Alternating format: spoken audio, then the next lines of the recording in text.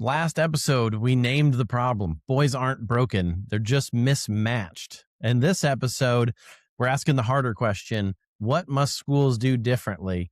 But hang in there till the end, folks, because at the end of this episode, we're going to have a big announcement for you you're not going to want to miss. This is I Demand a Meeting, a podcast where two educators in private schools talk honestly about leadership, teaching, and the things we don't usually say in faculty meetings. I'm Jesse. That's Jared. Jared, we mentioned in our last episode that we have identified the challenges around having boys in class. If you remember from the last episode, the question was ask a teacher who's the most challenging student you've ever had in your class, and 99% of the time, it's going to be a boy. And then we identified all of the reasons why that may be in the last episode and promised that in this episode we were going to present some solutions. So let's get right into those to help these folks out. What is the first thing that we would recommend to consider for boys in schools? I think we need to bring recess back and movement back to our schools in more deliberate ways than maybe ever before.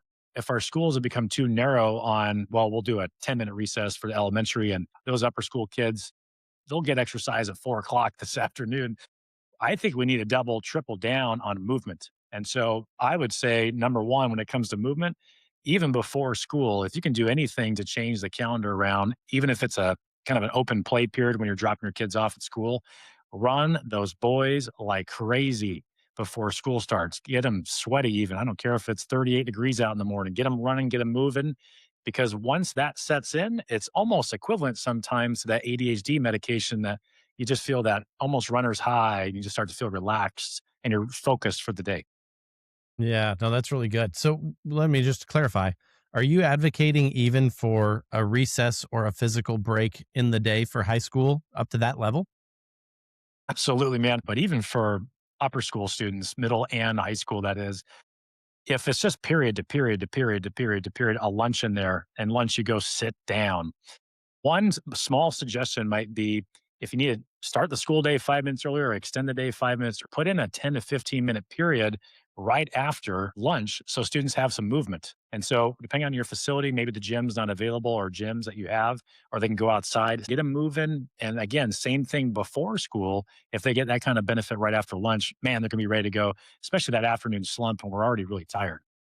Yeah, yeah. Let me tell you how we do it in ours. We do our middle school. So I'm in my building, listeners. I have sixth grade through 12th grade in the same building, and so our first hour of the day is all of our PE for our middle schoolers. So we start the day with them moving, and then when I came into this school and inherited this program, there was not a movement break built into the day for middle school outside of PE.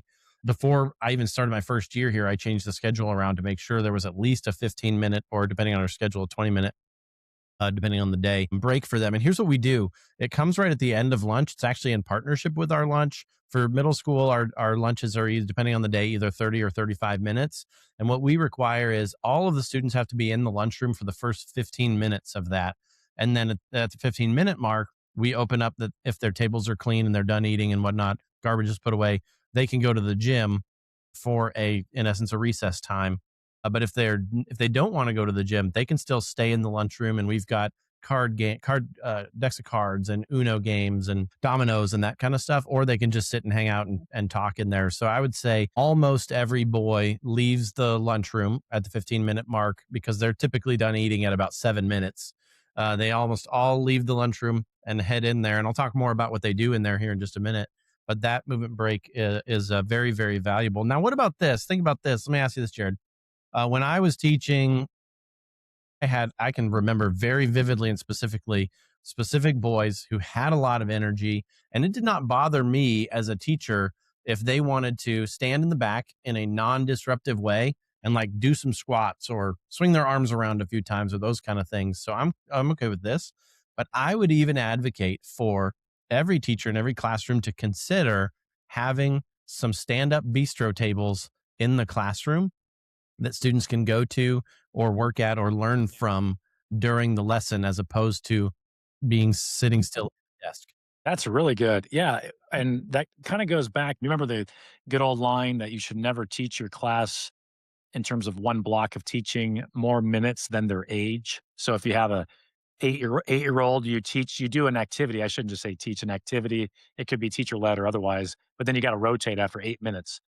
Now, whether that's true or maybe that's now been cut in half with our attention spans, to your point, breaking up the class where they use those tables, do some squats, you give them some push-ups, specifically with boys, and use that time. If you have a kindergarten class, 5 minutes, boom, you're moving, you're doing something, break up the activity.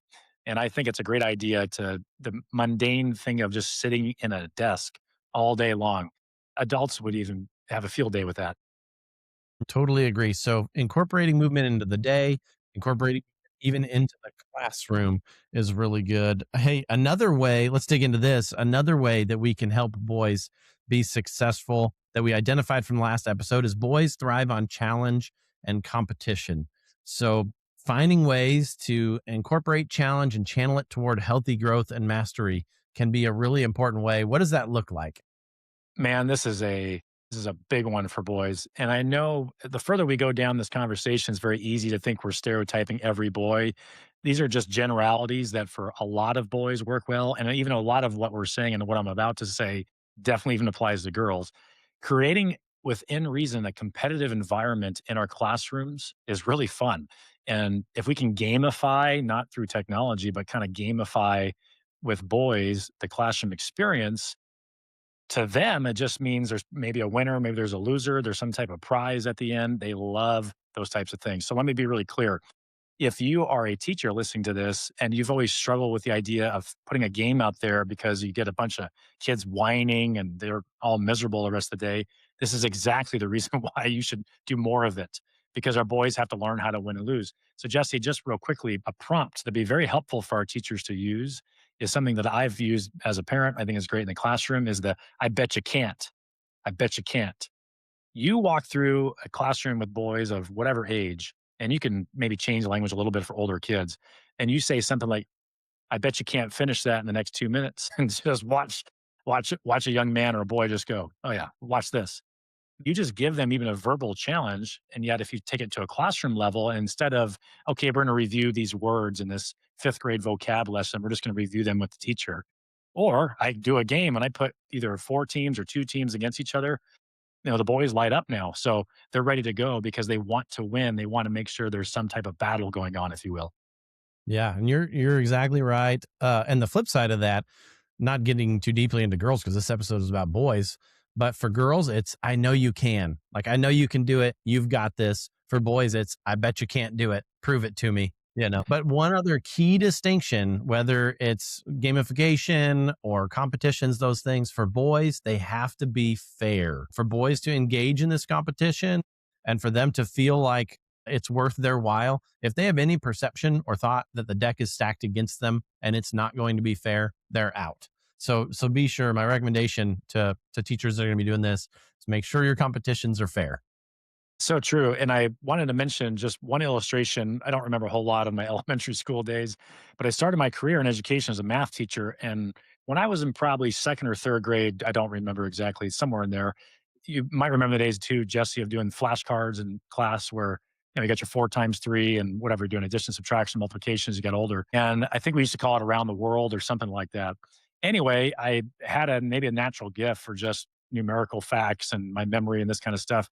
And my teacher, God bless her, female teacher, which we'll talk about male mentors and teachers later, she noticed that in me. And unfortunately, you mentioned fair. Well, that was the reason why other kids were going, why are we even playing this game? This dude is smoking me out here. And so I would go around the world more than once, twice, 3 times. And then the teacher would have to make up rules because Jared's beating everybody. Okay, well, you can do 5, then you have to sit down. 5 people have suffered enough. It's like, and to me, I remember talking with her and I thought, oh, now this isn't fun for me anymore because now I lost my competition. That's what got me into this and what got me so fired up. So she was so smart. And this is just an illustration that you could use for lots of things. She goes, well, here's the deal. I'm going to talk to the teacher next door. I think it was the fourth grade teacher. And I'm going to put you in their around the world games. We're going to see how you do. And man, I think for a month I was just glowing. I was just, oh, this is the coolest thing ever. And so again, for a boy, it seems like a silly story, but I'm telling you, it had a profound impact, boosted my confidence. It gave me a challenge. And that's exactly what we're trying to get at with this. That's good. I'm going to tell you a similar story. So it's third grade, Mrs. Brevac's class. I don't remember the activity, but I still so vividly remember this. And it's like more than 30 years ago. We're doing something with art. There's a container of markers like this, full of markers, like a little Rubbermaid tote. And a friend of mine asked for the markers. And rather than just handing him the markers in very boy fashion, I say, Joe Montana drops back to pass to Jerry Rice. And I toss the container of markers. And while the container's in the air, the top comes off. Markers go everywhere. Mrs. Brevac is livid. I get in big trouble. And here's what she said. And I still remember this because it's helped me tremendously to this day. She said, Jesse, you have lost your recess this was a Monday. You have lost your recess for the entire week or until you memorize your multiplication tables 0 through 12 or 1 through 12. And when you can recite 1 through 12 of your multiplication tables to me, you can get out there. You know how quickly I learned my multiplication tables. I was back there Tuesday or Wednesday. I was out. And I was thankful. Yeah. And I still know them to this day. I still know them. So she provided for me competition, but also structure, firm, and some relational boundaries. And I responded, and I thrived, and it helped. So another idea that we've got is providing that structure that's clear, it's firm, it's relational. What does that look like in classrooms and in schools with boys? Boys need structure in the sense that if it's true they want to compete, and even the fact that two grown men are telling stories from 30 plus years ago and we remember them somewhat vividly, tells you how much competition's in our bones, but it needs to be structured and have boundaries to the game. Jesse, you already mentioned the word fair, which I know is not our favorite word, obviously, but that's how boys understand life at that age. And And they'll so, let you know if something's not. oh yeah, this is not fair. This is not fair. And Yeah. so I want us to introduce in the school system one illustration I'll just mention. Sometimes we ban things because they come off as either, again, masculine or rambunctious or whatever the word we use, dangerous, because somebody might get hurt. Looking back at all the times from looking at recess and looking at PE and things like that, I've had multiple things I can think of where is this game allowed? Should we do this? Are we allowed to do dodgeball? Are we allowed to do this on the playground? All of those types of things. And I know, Jesse, you and I, we've talked about this at length. Tell me about a phrase that you found to be very, very helpful in establishing these boundaries, because once boys know what the rules are and they understand that you're not out to get them, this is fair, there is some language I think we can use that's very, very helpful for educators and even parents. Yeah, and educators get it, but especially they boys get it because we're speaking the language of sports and competition. That's inbounds activities versus out of bounds activities, right? And as we all know, inbounds is okay, out of bounds is not okay. And so when boys know what is inbounds, what is out of bounds, that gives them the clarity of what they can and can't do. And here's what that looks like for me. So, and I've had to kind of calibrate with my other administrative team members who help me supervise our middle of the day recess, because if you've not calibrated your mind to what is inbound versus out of bounds, it might appear like it's chaos that's going on in there. So what I've said for my team is an inbounds activity can be physical for boys or aggressive so long as everyone in there is having fun. The people that are being aggressive are the people that want to be doing that, and that it's not impacting anyone in any other area of the space negatively by them being aggressive. So if those boys, let's just hypothetically say you've got six boys around a basketball goal playing a 3-on-3 game, and they're kind of confined to their goal, right? Their basketball hoop. If they're playing physically, but they're laughing and joking and it's not ferocious, it's not feisty, they're not snapping at each other, nobody's got angry faces going on, but they're a little grabby, pushing a little bit, that's inbounds because nobody's getting hurt, nobody's upset, and it's not affecting anybody else in the gym space negatively. But I'm not going to get on them for being physical with one another because they actually need to do that. That's good for them. In fact, I say regularly to the other folks that help me with the recess time, like, I think this is one of their most valuable times of their day where there's, a lot of students in the gym, a couple of us adults, we're not intervening hardly at all. Now, again, I'm not dealing with little kids, so I don't have a lot of tattling or a lot of, boo boos that need an ice pack or a band aid, right? But we intervene very little and we let them sort it out and we let them figure it out. And I can even just stand on the side with my arms folded looking across the gym, and I can see the social structure playing itself out on actually in very healthy ways as we go. So that's kind of my analysis on inbounds versus out of bounds activity. That's really good. And I think to add to what just saying, the challenge is as principals and as teachers, when you're seeing something that's air quotes inappropriate, it looks like it might be off. I love the illustration you just gave. Ask yourself, who's playing this game? And if you want to play this game, it might be an inbounds activity as long as it's doing what Jesse just described. So when does it get out of bounds? This comes back to the relational aspect and the rules. As long as they're firm with boys, hey, all, we agreed to play this game, but here's what we said was inbounds. Here's what's out of bounds behavior, and we play in this game. Now, some other kids may come by and go, well, I don't want to play that physical game. I think this is where schools we fall short is realizing if boys are these creative, energetic bodies and they want to move, and we say, well, we have to ban this game because it's too physical. It's just that's a silly, silly thing for us to do. I love what you said. If it's not harming anybody, they're learning conflict resolution too, is they're gonna be hitting each other a little bit. I think it's great. Fantastic illustration. Yeah. One additional thing that I recommend that I did is the majority of the staff that help me out in that space are male coaches. And so they get it as well. And they're not startled by boys playing aggressively. It doesn't bother them. They're not taken back and they don't feel, and this is no knock on female staff or that mama mentality of they don't feel like they need to intervene when things are getting physical. And so I'd recommend that if you if that's a possibility in your schools, listeners, to rally your male staff to help in that way and provide, whether it's time or whatever they may need to help you out with that, I'd recommend that too. Very good. Another idea we talked about, I know last episode, I want to come back to. I made some comments in episode 2 about the development of boys at that kindergarten, first grade level, and how we've kind of pushed down some of that academics that used to be in first grade, even down into kindergarten now. And it's really important as we consider our schools and look at our curriculum, our scope and sequence, our staffing, all of that. Are we setting up our boys for success with what we're asking them to do? If we have worksheet heavy and workbook heavy classrooms, back to our very first point about movement, we are losing boys by the minute. They are going to be bored with school. They're not moving. It's a worksheet is a very passive activity that's even tough to get a high school student to do it. I think we all would attest to that.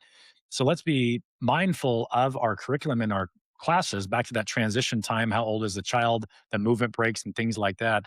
Let's get away from emphasizing too much of these sort of just abstract things that we want a 5, 6, 7, 8-year-old to do. They need to be moving their bodies. That's how they learn. I heard Jesse, one person say, boys learn by bumping into stuff. And they're just they're physical things. And the other thing I just want to mention is that with parents specifically in that preschool, kindergarten, first grade window of life, I know you and I have had dozens of conversations. We work together on this. There's so much pressure in our society that your child, your boy, should be at whatever this level means, whatever this is, whatever the standard is at the time. And by But this specific timeline that's that's right. Yes. arbitrarily set for them. Yeah, because if we're honest as parents, I feel I'm looking left and I'm looking to my right and I'm going, my kid's not to that level. What am I going to do? So you feel pressure to go along with the social norm. And I'm telling you, one of the best phrases that you can give any parent is the gift of a year. The gift of a year. Parents, hear me on that. The gift of a year. Pass it on to your child. If a 5-year-old is not ready for what's going to happen in that class, take a step back. It's one of the very best times to talk to your school administrator and teacher and say, we're not real comfortable with this based upon what's going to happen here. What if we were to hold back for a year? What if we stayed in pre K for a year? Or maybe in kindergarten, you repeated a year, didn't go to first grade. Use those kind of magical years there to see and evaluate if your child's ready to move on. And Jesse, I know you mentioned sometimes you even see this in the older grades as well, correct? Yeah, and I've got a daughter with a late August birthday, and so when we made the conscious decision to start her in kindergarten, she had just turned 5 and is the youngest in her grade. But I'll tell you, if she were a boy, we would have made a very different decision. And my wife and I will wholeheartedly say we would have waited a year and started him, and he would have just turned 6 for developmental reasons, just to make sure that he is all the way ready. Now, where I see that is I see families requesting or choosing to actually make that process happen a little bit later in the upper grades, sixth, seventh, eighth, ninth. And why, you might ask, for physical development so that they have every opportunity to evolve their bodies in such a way that they're ready to dominate athletically for as long as they possibly can. And in some cases, they may repeat eighth grade just to lock in some essential academic skills or some maturity to be more ready for high school. But primarily, I've seen it on the athletic front where families will desire to hold a younger ish boy back in the upper grades in order for athletic development. Have you seen or heard anything about that? Yeah, especially that 8th grade window is becoming, I think, more trendy now because it's kind of that big jump into high school. And so parents, if you take just some of those conversations, just think, look at the timeline, look how your child's developing, and look at those younger years, even look in the middle school. I know you mentioned maturation too. It's not just a athletic thing, sometimes just the gift of a year. And it's amazing in 8 to 10, 12 months how a young person develops. We're not doctors, but you and I both know we could come up with name after name after name of a child who was not doing well, a young boy. And as he matured into middle and high school, maybe he was still being a little bit rough. But after high school, he took off and developed, maybe physically developed and then mentally developed in the sense that became so mature and respectful. And so not all is lost in those younger years and even those middle school years, which can be very crazy. Not all is lost. And so parents just take a step back and kind of look at the wider view of this. I do want to circle back one thing. You mentioned at the beginning of this section about worksheets and seat work time and seated and quiet. I wanted, before we move away from this topic, I wanted to give a couple of additional recommendations for teachers in the classroom, especially in the lower grades for sure. Rather, because they may be wondering, well, if I'm not going to do a worksheet, what am I going to do? Try to incorporate as much as you're able more free play or free exploration, opportunities for them to build things or to make things, use their hands, tactile, kinesthetic, manipulatives, those kind of things. Dramatic storytelling, especially if it includes something along the hero's journey where you've got good guys and bad guys and a challenge that has to be overcome and a victory. And then physical exploration. If you can get them even in different areas of the classroom or even out of the classroom to complete a task like a scavenger hunt or something like that, those can be really helpful strategies as well. Let's talk about the last one, and that is just, I mean, I'll tell you, if you look at just about any elementary school in America, you're going to notice one glaring absence, and that is of the male presence. So, Jared, what can we do to bolster the male presence in schools and especially in elementary schools? And how can that positively impact the boy experience at schools? We have a lot of work to do here, and let's assume that we cannot change the statistics right now because across private, even public schools, you're looking at 90% plus elementary teachers who are female. And again, we're not knocking on female teachers. We just raved about two of ours that we had in our elementary experience. So that's not the issue, but especially those in private schools with a Christian education mission, male mentorship, and that's even proven in the secular literature, let's be honest. A male mentor, a person that a young boy, young man, teenager can look up to is paramount to their development. We all know this, whether we want to say it or not. And so, our concern from a head of school or principal or teachers are looking around and as parents, our concern is we're seeing evidence of lack of male mentors on our school campuses. So when it comes to correcting behaviors, those firm boundaries that we talked about earlier, we need to have some men that our young boys can obviously identify with. So I would say from a practical standpoint, the issue that is facing us right now is that the kids, when they get squirrely and they're acting out, there's something about a male presence that'll snap you right into, oh, that's not acceptable. So I think discipline is a fantastic route for men to step into that role. But the problem, Jesse, we have is a lot of our elementary schools and even maybe even into early middle school, high school is a little more 50-50 on our male female ratio. Sometimes the first male that our boys run into is the principal who's the disciplinarian. So a young boy grows up, female teacher, female teacher, female teacher. I'm in trouble. There's a male. And now hopefully God can use that where the male is actually speaking in, life into this young man, which is what we want. But they need to see males on campus. So Jesse, I want to ask you because we can't launch this episode, start talking to a bunch of people, and then raise this big campaign. We could go stand out in the street corner and say $150,000 first grade male salaries for teachers. That's not going to move the needle. I think you and I both know that, maybe a little bit. But what can we do practically to get some more males on our school grounds and in those kind of mentor roles? Yeah, great question. And you're right.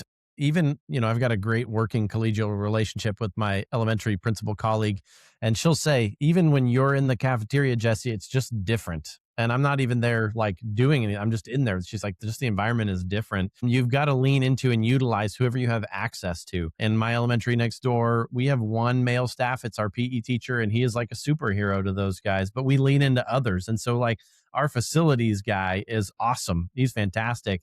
And we'll send him up there to make passes around. And Mr. Matt, they just love seeing him. But at our school, we do another program. We call it Dads on Campus Serving, Docs, we call it.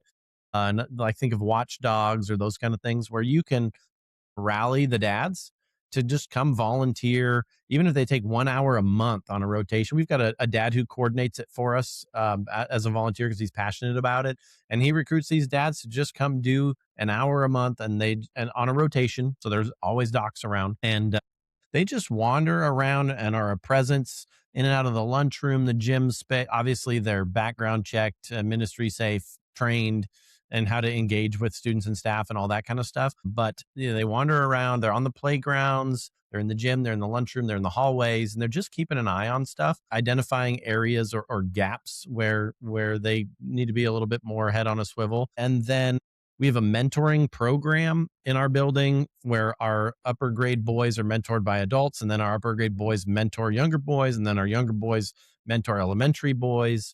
And so we have that as well. But we want to lean into the opportunities to value the male presence and not to suppress it. And that's for all grade levels. While at the secondary level where I am, we do have more male staff, but we want to lean into it and then resource our younger grade folks with whatever males we can access.